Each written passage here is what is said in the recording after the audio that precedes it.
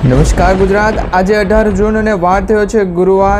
આજના દિવસે ગુજરાત રાજ્યની અંદર વરસાદ પડવાને લઈને આગાહી દર્શાવવામાં આવી છે।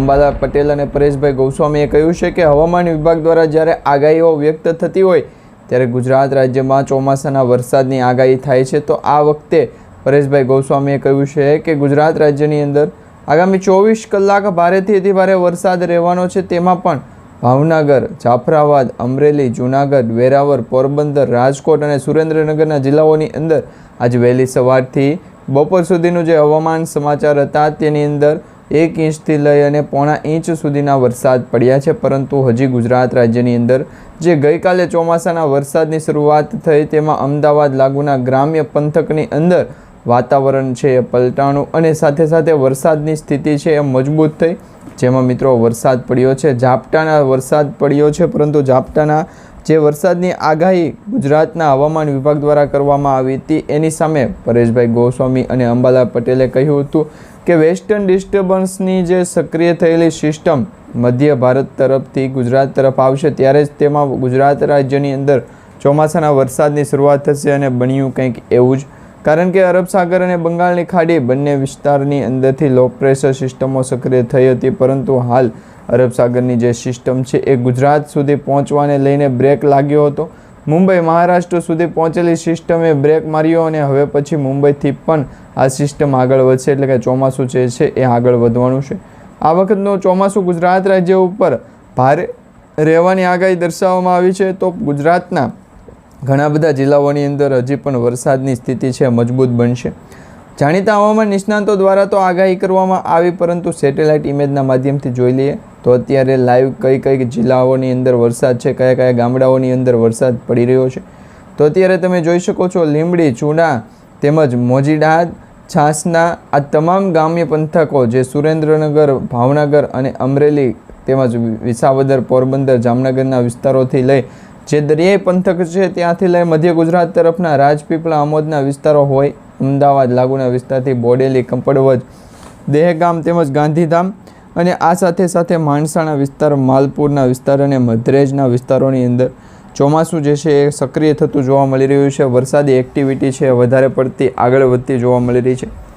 મિત્રો, અગાઉ આગાહી જાણવા મળી હતી કે 18 જૂનથી ગુજરાત રાજ્યની અંદર વરસાદની સ્થિતિ છે મજબૂત થશે, ચોમાસું સક્રિય થશે અને એ જ પ્રકારે અત્યારે હવામાન વિભાગની આગાહી મળી રહી છે।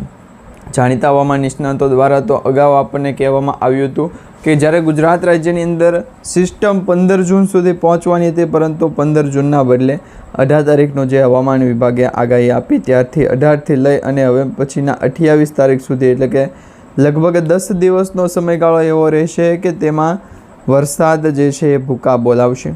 સાથે નડિયાદ, અમદાવાદ અને વિરમગામના વિસ્તારોથી મહેસાણા તેમજ ગોધરા લાગુના વિસ્તારથી લુણાવાડાના વિસ્તારોની અંદર અત્યારે જે છે એ છૂટોછવાયો હળવોથી મધ્યમ વરસાદ પડી રહ્યો છે। આજના વિડીયોની અંદર આપણે મિત્રો મેપની પણ આગાહી જોશું, કયા કયા મેપના માધ્યમથી કયા કયા જિલ્લાઓની અંદર ચોમાસાના વરસાદના વંતારા જોવા મળી રહ્યા છે। તો એક સાથે 1, 2, 3 નહીં પરંતુ 5 લો પ્રેશર સિસ્ટમો બંગાળની ખાડી, અરબ સાગરના દરિયા અને લો પ્રેશર સિસ્ટમ જે છે વધારાની દક્ષિણ ભારતની અંદર જોવા મળી રહી છે। આ દરેક લો પ્રેશર સિસ્ટમો હવે પછી જે છે સક્રિય થશે। એકાએક સક્રિય થતાની સાથે વાતાવરણમાં ક્લાઇમેટ ચેન્જની અસર આવશે અને ગુજરાત તરફ આવતા પવનો જે છે એ ભારે થશે, વરસાદ ખૂબ જ પડશે અને આ વર્ષનું ચોમાસું તો નબળું રહેવાની આગાહી હતી। મોડો વરસાદ પડશે, પરંતુ મોડો વરસાદ નહીં પડે તેની પણ તમે ખાસ નોંધ લઈ લેજો। આજથી ગુજરાત રાજ્યના દરેક જિલ્લાઓની અંદર બપોર પછીનું હાઈ વોલ્ટેજ એલર્ટ જાહેર કરવામાં આવ્યું છે। તેમાં ઘણા બધા જિલ્લાઓની અંદર તો વીજળીના કડાકા ભડાકા સાથેનો વરસાદ પડ્યો, પરંતુ હજી આજે મોડી સાંજ સુધીમાં ગુજરાત રાજ્યના બીજા અન્ય 7 થી 8 એવા જે જિલ્લાઓ છે તેની અંદર ગ્રામ્ય પંથકોની અંદર વરસાદી માહોલના જે છે એ છાંટા ઉડ્યા, એટલે કે છાંટા પડ્યા હતા। હવે વરસાદની સિસ્ટમ તો મજબૂત થઈ, વાતાવરણ સક્રિય થયું, પરંતુ ગુજરાત રાજ્ય ઉપર આવતા જે ચોમાસાની સિસ્ટમ છે એ કઈ દિશા તરફ આગળ વધવાની છે તેને લઈને અંબાલાલ પટેલ, પરેશભાઈ ગોસ્વામી દ્વારા શું આગાહી આપવામાં આવી છે એ પહેલાં તમને જણાવીએ। તો અત્યારે બ્રેકિંગ ન્યૂઝ મળી રહ્યા છે મિત્રો, અમદાવાદ ગ્રામ્ય વિસ્તારની અંદર લાંબા બફારા પછી હવે ફરી વખત સક્રિય થયેલી અચાનક વાતાવરણની અંદર પલટો આવ્યો અને જે બગોદરામાં વિસ્તાર છે ત્યાં વીજળીના કડાકા ભડાકા સાથેનો ધોધમાર વરસાદ પડ્યો, જ્યારે ધોરેલા બાવલા પંથકમાં પણ વરસાદી ઝાપટા જોવા મળતા લોકોમાં અસહ્ય ગરમીમાંથી મોટી રાહત મળવાના જે છે એ સંકેતો મળી ગયા છે. હવે વરસાદના આગમનને લઈને સાથે સાથે મિત્રો ખેડૂતોને ખેતી કામગીરીમાં પણ જોતરાય છે. હવામાન વિભાગના જણાવ્યા અનુસાર આગામી 2 દિવસ રાજ્યમાં પ્રી મોન્સૂનની એક્ટિવિટી સક્રિય રહેશે. પ્રી મોન્સૂનની એક્ટિવિટી વચ્ચે ગુજરાતના દરિયાકાંઠાના જિલ્લાઓની અંદર પણ વરસાદી સિસ્ટમ છે એ વધુ પડતી મજબૂત બનશે.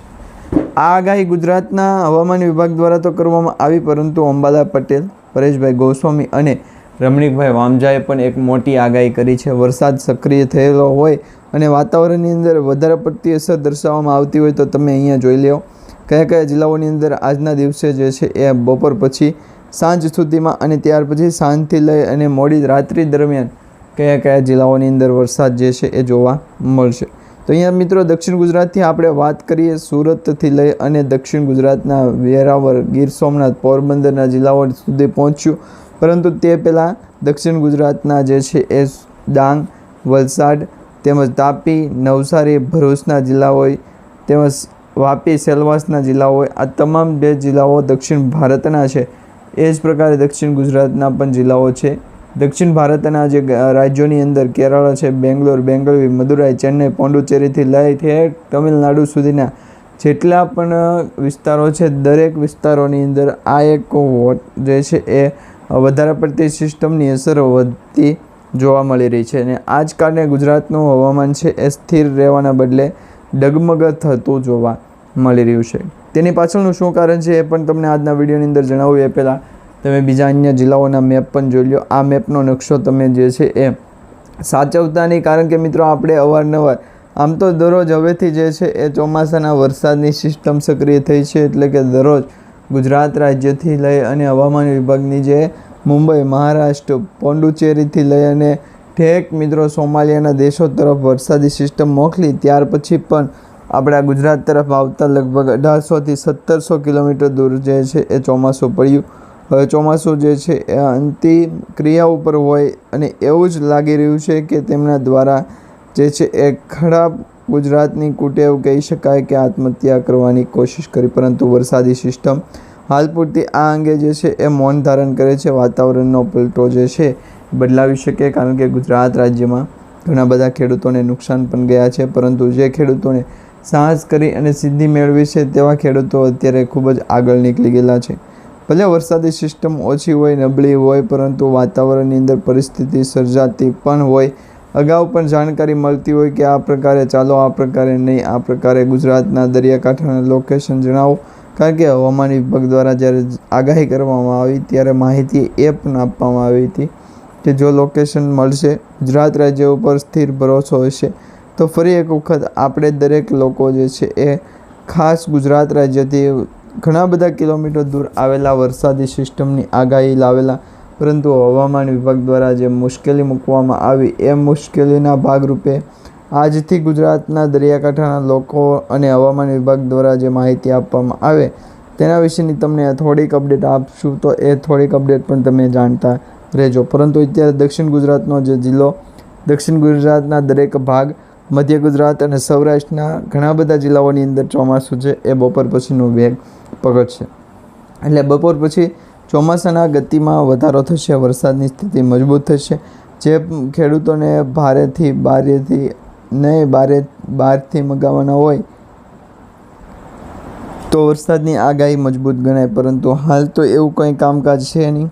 અત્યારે વરસાદી એક્ટિવિટી જે છે એ માહિતી ગુજરાતને દરેક પહોંચે, 2 થી 3 કલાક માટે લોકેશન જાળવે, ત્યાર પછી ફરી એક વખત જે છે એ પોસ્ટ મૂકી દે, તો ત્યાં સુધીમાં એ ઉતરતો હોય ક્યાં, તો એના વિશેની આપણને ખૂબ જ જરૂર માહિતી નથી. જો હોય વરસાદી સિસ્ટમ તો માહિતી પ્રમાણે અલગ હોવા જરૂરી છે, બાકી ગુજરાતના દરિયાકાંઠાના લોકેશન પ્રમાણે આગળ આવવામાં પણ વરસાદ જે છે એ ભૂકા બોલાવી શકે. જો લોકેશનની અસર પણ જાણવાની છે, વેધર એનાલિસિસ ફોરકાસ્ટની માહિતી પણ જાણવાની છે, જેથી કરી આગામી 3 દિવસ માટે ગુજરાતના ઘણા બધા જિલ્લાઓની અંદર ચોમાસાના વરસાદની સ્થિતિ છે મજબૂત રહેશે. અહીંયા તમે મેપમાં જોઈ શકો છો, ઉત્તર મધ્ય પૂર્વ ગુજરાતના જિલ્લાઓની અંદર જ વધારે પડતો વરસાદ છે એ જોવા મળશે, અને આ સિસ્ટમ માત્ર ગળા સુધી નહીં, પરંતુ જો આ ગુજરાત દરિયાકાંઠાનો મેળો છે, વરસાદી સિસ્ટમ જ્યારે પણ આવે ત્યારે પણ લોકાય, પરંતુ તેના વિશેની આપણે જે છે એ માહિતી ખૂબ જ મનમાં લેવી નહીં. વરસાદી એક્ટિવિટી કામકાજ હોય, પરંતુ 2 થી 3 દિવસ માટેનો ગુજરાત રાજ્ય ઉપર ચોમાસું જે છે એ મોન્સૂન ટ્રેકના આધારે વહેલું શરૂ થઈ ગયું છે એવું અત્યારે લાગી રહ્યું છે, પરંતુ હાલ એ પ્રકારનું માહિતી અને વાયોલેશન નથી. જ્યારે પણ આ અંગેની ચેતવણી આવશે ત્યારે દરેકથી કોઈ પણ લોકોને જે છે તમારે કોલ કરવો, કારણ કે વરસાદી એક્ટિવિટીના કારણે વરસાદ, ચોમાસું અને આમ 1 થી 2 દિવસ માટેનો જે મેપ છે એ તૈયાર થયો છે. હવે એ પછી માહિતી સ્વરૂપે આગળ મોકલી દો, જેથી કરી ગુજરાતના દરેક જિલ્લાઓ સુધી ચોમાસું પહોંચે તેના એક સચોટ અને નવા હવામાન સમાચાર છે સમયસર મળી જાય.